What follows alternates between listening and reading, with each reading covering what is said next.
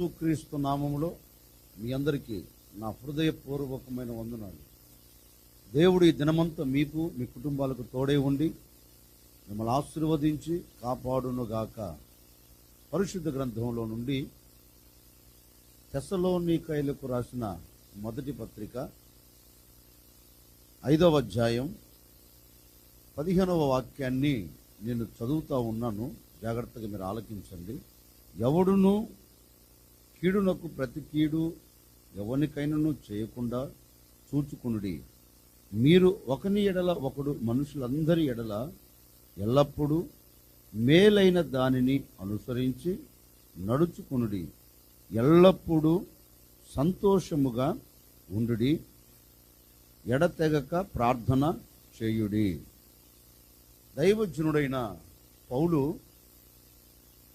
సంఘానికి ఒక పత్రికను రాస్తూ ఆ సంఘానికి ఒక చక్కని శ్రేష్టమైన మాట చెప్తున్నాడండి.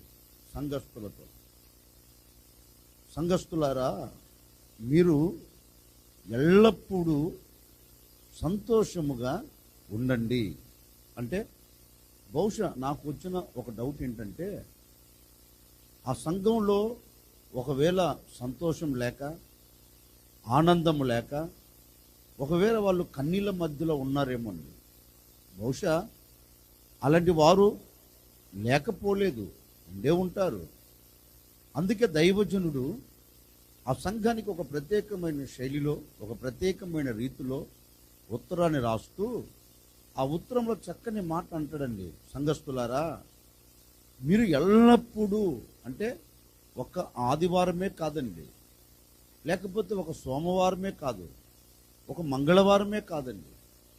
దైవ సేవకుడు అంటారు, మీరు ఎల్లప్పుడూ మీరు సంతోషముగా ఉండటం నేర్చుకొనండి అని ఈ దైవజనుడు ఆ సంఘానికి ఒక ఉత్తరం రాస్తున్నారండి. బహుశా ఆ సంఘములో ఉన్న వారు కూడా అడిగి ఉండొచ్చేమో, ఏమయ్యా దైవజనుడా, ఉత్తరం అయితే బాగానే రాసావు, కానీ ఎల్లప్పుడూ ఎలా సంతోషకరంగా ఉండగలము? కుటుంబం అన్న తర్వాత ఏదో ఒక కలవరం కలుగుతుంది కదా. కుటుంబం జీవితం అన్న తర్వాత ఏదో ఒక ఆటుపోట్లు ఎదురవుతాయి కదా. మరి ఆటుపోట్లు అవంతరాలు కలిగినప్పుడు మేము ఎలా సంతోషకరంగా ఉండగలం? నిజమే కదండి. మనిషి మనుగడ, కుటుంబపు జీవితం అనేది ఒక సముద్రం లాంటిది. సముద్రంలో కూడా చూడండి, సముద్రం ఎప్పుడు నిమ్మలంగా ఉండదు. సముద్రం అనేది అలలతో నింపబడింది. సముద్రంలో గాలులు వీచుతాయి, అలలు వస్తాయి, గాలులు వీచుతాయి. అట్లాగే కుటుంబ జీవితంలో కూడా సముద్రము లాంటిది. ఈ కుటుంబపు జీవితంలో అలలు లాంటి శ్రమలు రావచ్చు, గాలి లాంటి పరిస్థితుల ప్రభావాలు విభిన్నంగా మార్చబడి ఒకవేళ సముద్రంలో ఉన్న నావును కొట్టినట్లుగా కుటుంబాన్ని కూడా కొట్టవచ్చు, వ్యక్తిగత జీవితమును కూడా కొట్టవచ్చండి.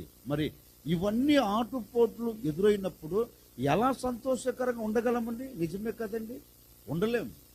కానీ దైవ సేవకుడు అంటారు, కాదు, ఎన్ని ఆటుపోట్లు నీ కనుల ఎదుట నిలబడినా, ఎన్ని అవంతరాలు నీ ముంగిటి నిలబడి నేను భయపెడుతున్నా, నీ బ్రతుకులో ఉండవలసింది ఏంటంటే ఈ ఆటుపోట్లను జయించగలిగిన శక్తి నీవు పొందుకొని ఎల్లప్పుడూ నీవు సంతోషకరముగా ఉండటం నేర్చుకోనండి. మీరు ఎల్లప్పుడూ సంతోషకరంగా బ్రతకాలి. అందుకే ఇర్మీయా గ్రంథంలో కూడా ఒక శ్రేష్టమైన మాట రాయబడిందండి. ఏమన్నా తెలుసా?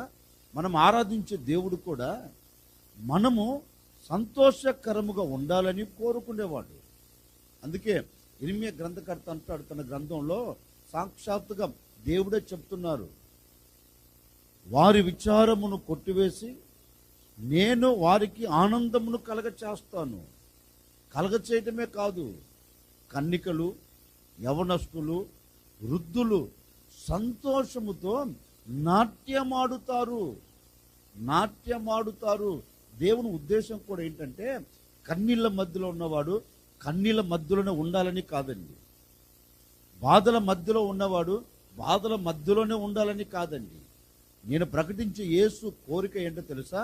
ఈ మాటలు వింటున్న నీ జీవితంలో కన్నీరుగా ఉండాలని కోరుకునేవాడు కాదు.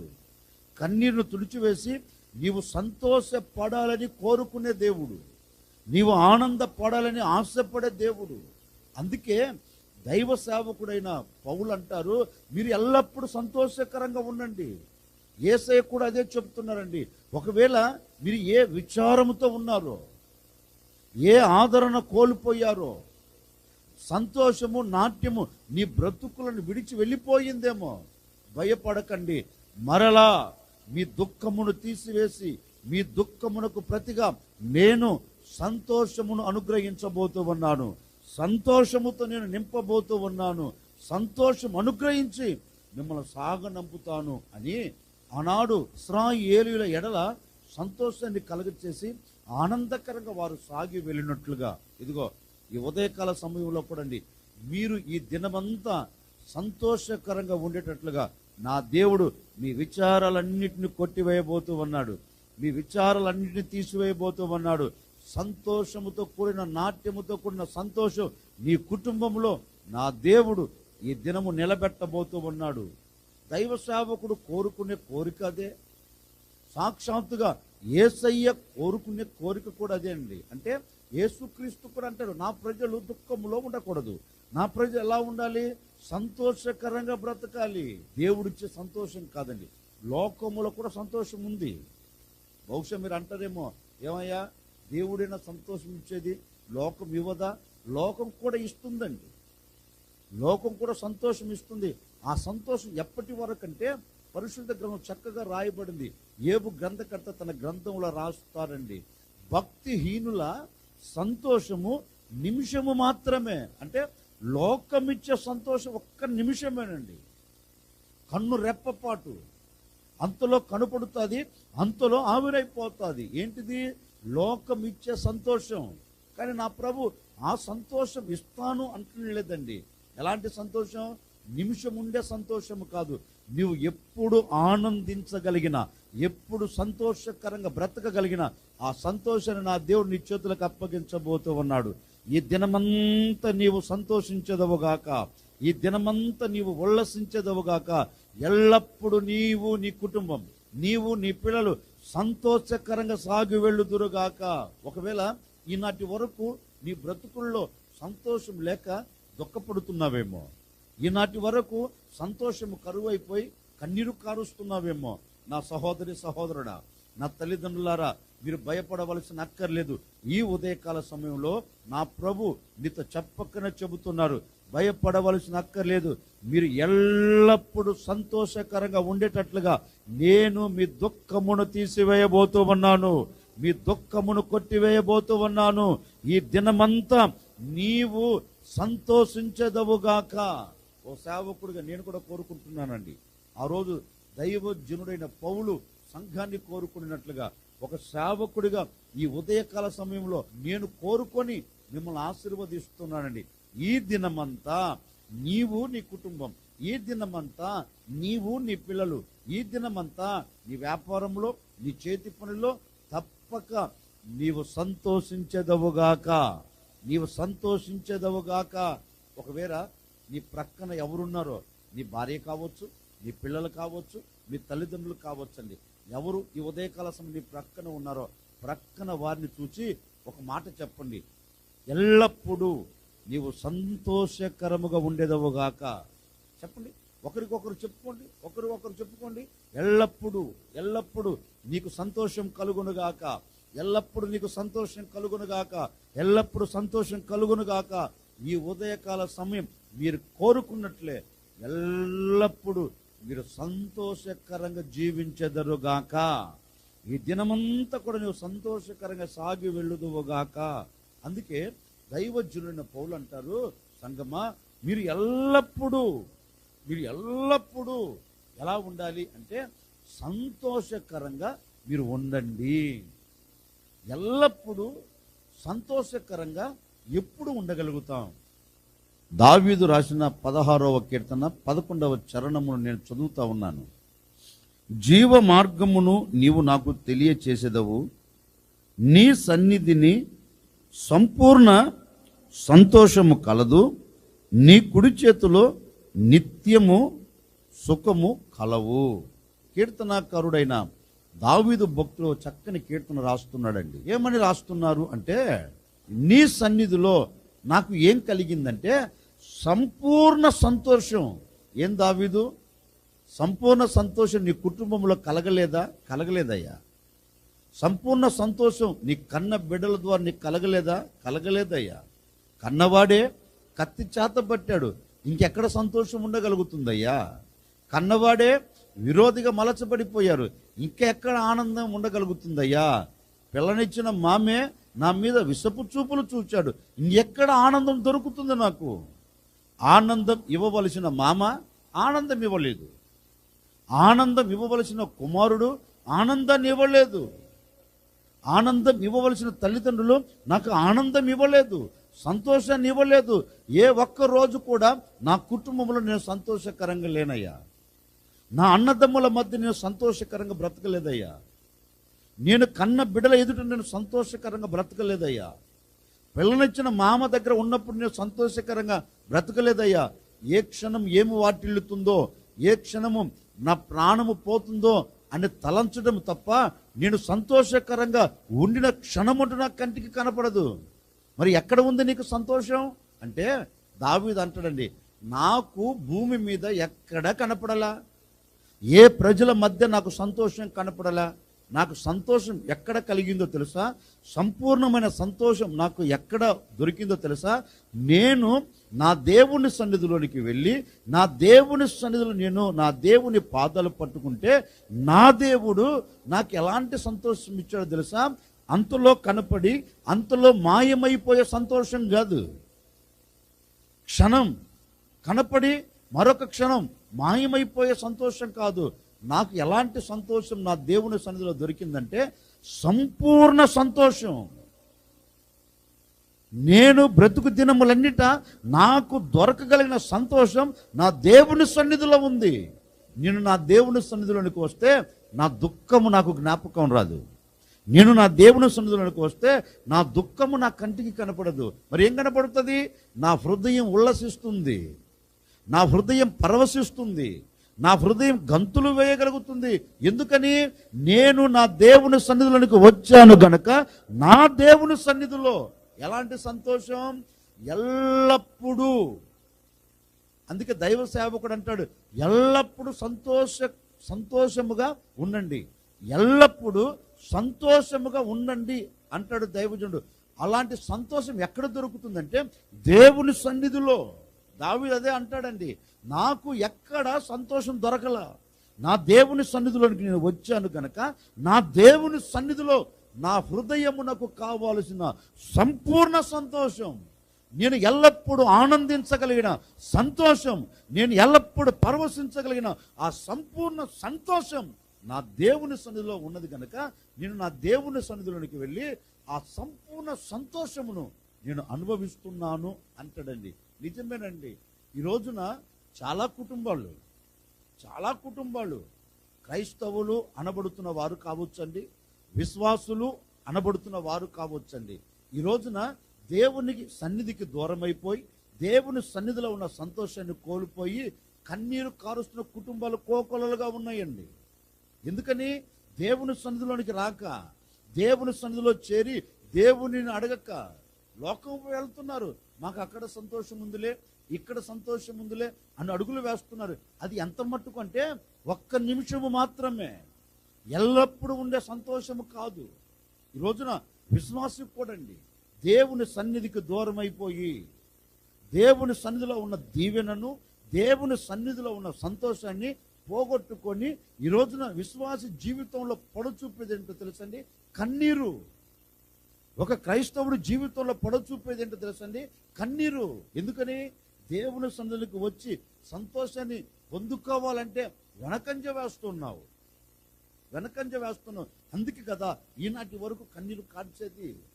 అందుకే ఒక సేవకుడిగా నేను మరలా మీతో చెప్తున్నాను, ఆనాడు దావీదు దేవుని సన్నిధిలోనికి వచ్చి దేవుని సన్నిధిలో ఉన్న ఆ సంతోషాన్ని అనుభవించినట్లుగా మీరు దేవుని సన్నిధిలోనికి వస్తే నీకు ఎల్లప్పుడూ సంపూర్ణమైన సంతోషం దేవుని సన్నిధిలో దొరుకుతుందండి. సదాకాలం ఉండగలిగిన సంతోషం నీకు ఎక్కడా దొరకదండి, ఎక్కడా దొరకదు.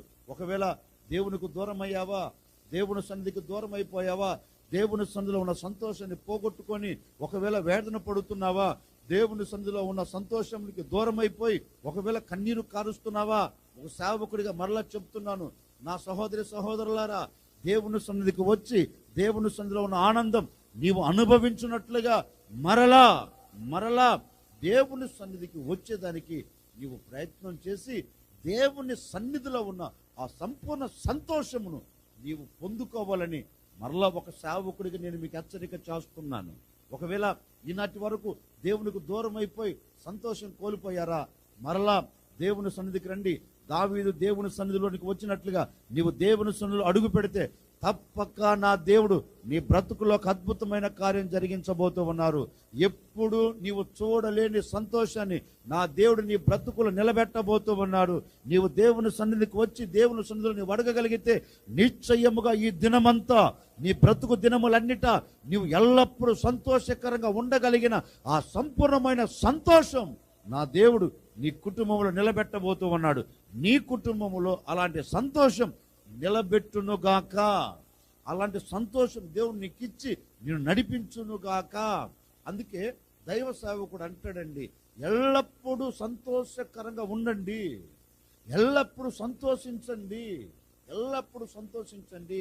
ఎల్లప్పుడూ మనం సంతోషించాలంటే ఏం చేయాలంటే మనం దేవుని సన్నిధిలోనికి వస్తే ఎల్లప్పుడూ సంపూర్ణముగా ఉండే ఆ సంతోషాన్ని దేవుడు మన చేతులకు అప్పగిస్తాడండి. ఒక సేవకుడిగా ఈ ఉదయకాల సమయంలో మనసారా కోరుకుంటున్నాను, నువ్వు ఎక్కడ ఉన్నా ఏ స్థలంలో ఉండి ఈ మాటలు వింటున్నా ఓ చిన్న నిర్ణయం తీసుకో. అయ్యా, నేను నీ సన్నిధిలోనికి వస్తాను, నీ పాదాలు పట్టుకుంటాను, మరలా నాకు సంతోషం ఇవ్వండి, మరలా నాకు ఆనందం ఇవ్వండి అని నోరు తెరచి దేవుని పాదాలు పట్టుకోగలిగితే నిశ్చయముగా ఈ దినమంతే కాదండి, నీ బ్రతుకు దినములన్నిట నీవు సంతోషాన్ని చూడబోతూ ఉన్నావు. నీవు సంతోషించదవుగాక, నీవు సంతోషించదవుగాక. ఈ దినమంతా నీవు నీ కుటుంబం సంతోషకరంగా సాగి వెళుదురుగాక. ఈ దినమంతా నీ వ్యాపారంలో నీకు సంతోషం కలుగునుగాక. ఈ దినమంతా నీ చేతి పనుల సంతోషం కలుగునుగాక. ఈ దినమంతా నీ చదువుల రంగాల్లో సంతోషం కలుగునుగాక. ఈ దినమంతా నీ ఉద్యోగంలో సంతోషం కలుగునుగాక. ఈ దినమంతా నీవు ఏది పూనుకొనినా ఆ పనిలో నా దేవుడు నీకు సంతోషం ఇచ్చి నడిపించబోతూ ఉన్నాడు. నీవు సంతోషకరంగా ఎల్లప్పుడూ బ్రతుకుదువుగాక. నిండు మనసుతో ఒక సేవకుడికి నేను మిమ్మల్ని ఆశీర్వదిస్తున్నానండి. ఇదిగో ఈ ఉదయకాల సమయం నుండి నీ బ్రతుకు దినములన్నిట నీవు సంతోషము చూచెదవుగాక, సంతోషించెదవుగాక, సంతోషించెదవుగాక. యేసు నామములో నీ కుటుంబం సంతోషించునుగాక, యేసు నామములో నీ పిల్లలు సంతోషించెదరుగాక, యేసు నామములో నీకు కలిగిన సమస్తం దేవుని సన్నిధిలో ఉన్న సంపూర్ణమైన సంతోషం పొందుకొని మీరు ఆనందకరంగా సాగి వెళ్ళుదురుగాక. తలలు వంచండి, ఒక చిన్న ప్రార్థన. ఆశ్చర్యకరుడా, మీకు స్తోత్రాలు చెల్లిస్తూ ఉన్నాం. మీరు ఎంతైనా సర్వశక్తి కలిగిన దేవుడవు. నిజమే, మేము ఎల్లప్పుడూ సంతోషకరంగా ఉండాలి అని కోరుకునే దేవుడవు. నీ సన్నిధిలో సంపూర్ణ సంతోషం కలదని మీ లేఖనాలు సెలవిచ్చినట్లుగా నాయన, ఈ బిడ్డలు ఈ ఒక్కరోజే కదయ్యా, సదాకాలం నీ సంపూర్ణమైన సంతోషం బిడ్డలు అనుభవించుదురుగాక. ఈ దినమంతా బిడ్డలు సంతోషం చూచుదురుగాక. బ్రతుకు దినములన్నిట సంతోషానికి నాంది పలుకుదురుగాక. తండ్రి, నీ సన్నిధిలోనికి వచ్చి ఎవరైతే కన్నీరు కార్చి ప్రార్థన చేసుకుంటున్నారో సంతోషము కావాలని వ్యాపారంలో, చేతి పనుల్లో, చదువుల్లో, ఉద్యోగాలలో, ఆత్మీయ స్థితిలో సంపూర్ణమైన సంతోషం యేసు నామములో కలుగునుగాక. అట్టి కార్యం, అట్టి సంతోషం ఈ ప్రజలకు దయచేయమని యేసు నామములు అడిగి వేడుకొనుచున్నాము తండ్రి, ఆమెన్. ఈ దినమంతా నా ప్రభు మీకు తోడే ఉండి మీ బ్రతుకు దినములన్నిట మీరు ఎల్లప్పుడూ సంపూర్ణమైన సంతోషమును పొందుకొని మీరు సంతోషించెదరుగాక.